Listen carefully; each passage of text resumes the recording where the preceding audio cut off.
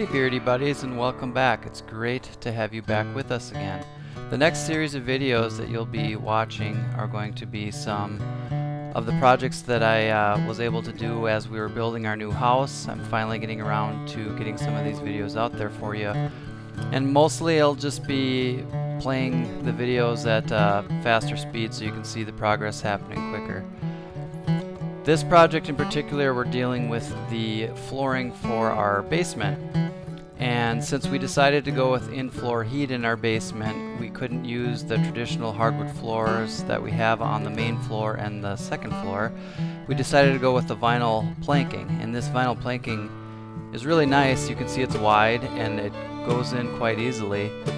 The only caveat is that this stuff is actually quite a bit more expensive than the hardwood floors. Basically, the flooring that we put in the basement, the cost of that was about equivalent to both the main and the second floor of the oak hardwood flooring upstairs.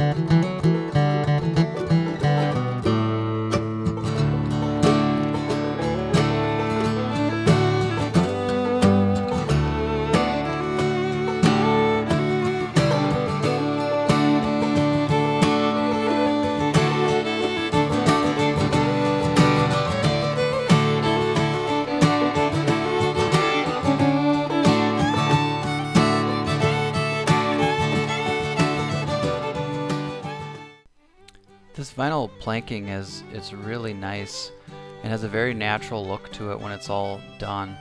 It's also ideal for this environment since it can handle getting wet, and it also allows the heat to rise through it, so it works good for the in-floor heat.